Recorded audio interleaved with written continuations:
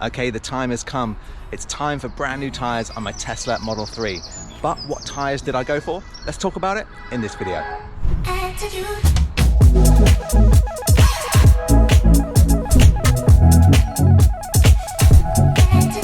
So one thing I learned from the RAC website is you can actually do a 20p test to check if your tyres need changing. All you need to do is take a 20p coin and insert it into the tread grooves in your tyre. If you can't see the outer band of the coin, your tyres are above the legal limit. If they're under, they need changing.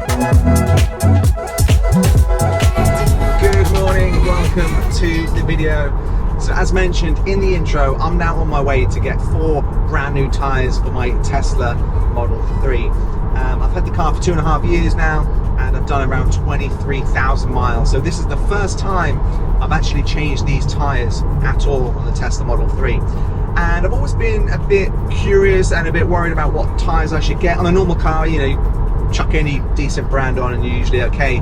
But due to the weight of this car, the fact that these tyres in the originals have acoustic foam in them, there's a little bit more to it. So I wanted to talk about that in this video, talk to you about the tyres I've chosen and why, and I thought I would just give you kind of like a mini review of what the change is like in case you're thinking of also getting these tyres.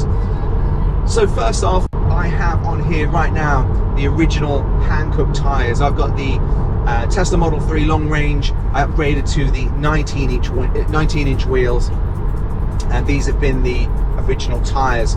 And I actually think those tyres have been pretty good. They have worn really well. I actually think I could get a few more miles out of these tyres, but I'm just a bit busy over the next few months, so I don't have that much time to be able to sort of drive out and sort of change my tyres. I thought it was time to change, maybe slightly earlier, but you know, 23,000 miles I think is a good time period. I know some people don't get that many miles. I see some people on the forums getting way over that, but you know, they are going to wear and degrade over time, so it's good to change them.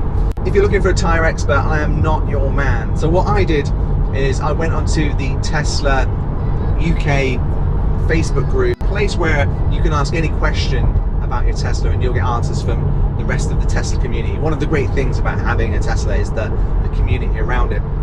And I put a little poll out there. I asked people what tyres have they used, what have they found to be the best, and what would they recommend. And there was one tyre that kept coming up time and time again, and it's the Michelin Pilot Sport 4s and 4Ss. And I don't know a huge amount about tyres, but I do know that these are tyres that you stick on like a 911, and they're pretty good, pretty expensive tyres. I was thinking, are these tyres going to be overkill really for a Tesla Model 3? And the fact that they don't have the acoustic foam, are they really going to be that great? Are they going to sound good? Are they going to grip well? You know, that kind of thing. And obviously I think they will grip well because they are the 4S tyres. But I thought I would do a little mini review. Let's get the tyres put on. And I'd love to hear from you on this one. This isn't a video where I'm going to, you know, tell you what I think you should do. I know nothing about tyres. So I'd love to hear your comments. You know, what tyres have you gone for? Have you had any bad experiences with your Tesla Model 3 tyres? Have you had any good experiences? But anyway, I'm on my way to Wigan to DP Tyres. It's not a paid or sponsored video. I've just found them again from a Facebook group. Just asked where is a good place to get your Tesla Model 3 tyres replaced. I'm always a bit worried about Halfords or someone changing tyres. I know they do it for any car, but this place apparently has the additional kind of balancing tools that Tesla use, and sometimes Tesla will send out cars to this place apparently. So we'll see what they're like. So let's head on to Wigan and get these tyres changed.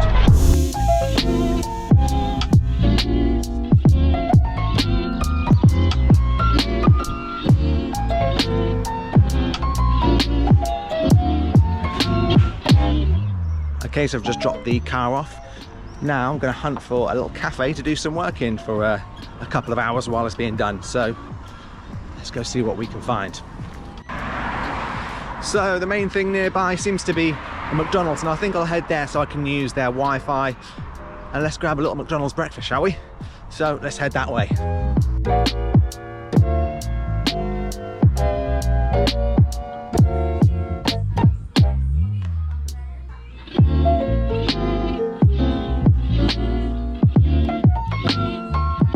Okay, I've had the call. The car is ready. So let's walk back and pick it up and see how it looks. So here's a little question for you. Have any of you put on any really cheap tyres on your Tesla Model 3 or any other car? And if you have, what kind of problems has that caused you, if any at all? I've always wondered, because generally I've always put pretty decent tyres on all of my cars. Never put the most expensive on, but I'll generally put on a mid to premium brand, just because I'm always worried about skidding in the rain. I, you know, do a lot of long journeys, especially in winter and stuff. So I've always put pretty good tyres on. So I'd love to hear your experience with your tyres in the comments below. Let's have a chat. All right, so the tyres are now on. Just want to say, really great service actually from DP Tyres. I haven't used them before, but super friendly. The job was done really quick, and you know, they made sure I was happy with everything, which is really, really good. So definitely check them out if you're in Wigan. I'm now going to go for a drive, so it's going to be my first drive and test with the car. Hopefully everything's okay with the tyres. Let's put the GoPro up here and I'll give you my first little mini review. Oh, and by the way, the price, if you want to know, it was 4 tyres. I had the valves, wheel balancing, and the environmental tyre disposal, including VAT, £912. So pretty good price. All right, time to head back to work. Let's see what they feel like. Okay, so the first thing I wanted to test was the road noise, because the original tyres that I had from Tesla were the Hankook ones with the acoustic foam inside. So you would think they would make them a lot quieter. If I'm completely honest, I actually think these sound a little bit quieter than my original tyres. Obviously I haven't got any, you know, scientific tests to test this out, but I did think I was going to see a big sort of spike in road noise, and if I'm honest, they sound slightly quieter, maybe about the same, you know, it's hard to tell, but they definitely don't sound any louder, that's for sure. So that's a big positive. The wheels have been aligned perfectly, the steering correct, you know, the steering straight and everything, which obviously you want when you change the tyres. But so far so good. Obviously I've only been driving for a few minutes. It's a very dry day today. It's 17 degrees, so it's dry, it's sunny.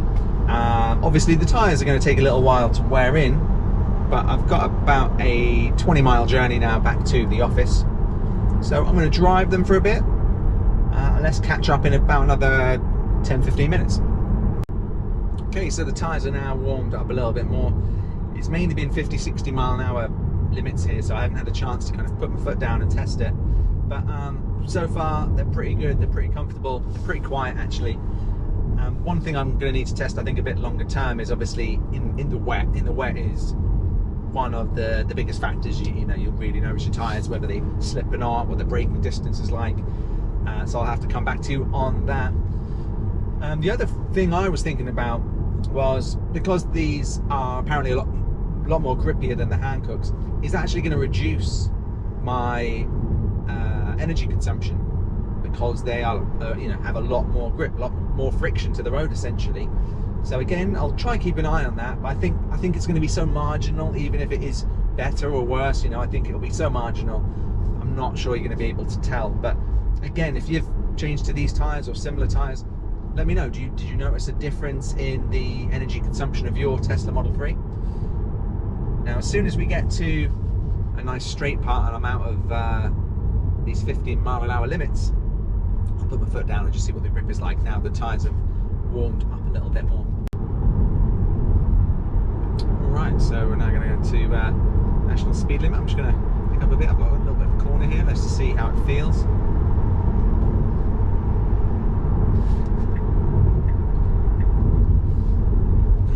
Nice and grippy. You know, I'm not going too fast here. A little hard to tell. Okay, I might just slow down here. Accelerate.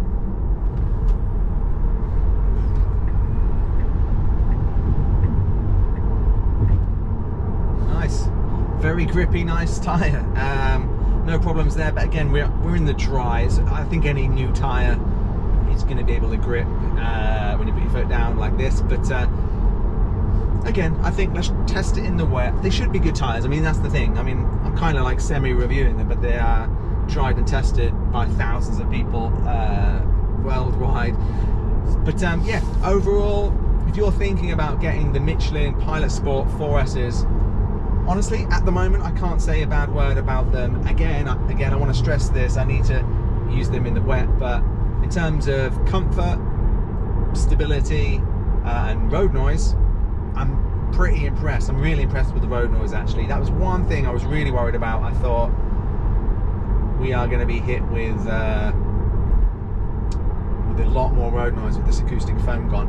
One thing I am noticing though, just noticed there, the tyre pressure, it was set to 42 perfectly, but the tyre pressure's gone up to 45 to 46, which I didn't notice my other tyres going quite that high. They would maybe go to 43, 44. So 46 is, you know, quite high tyre pressure, so I might need to look at maybe taking a little bit of air out of these, potentially. I mean, it's quite a warm day, it's gone up to 18 degrees. But overall, really good.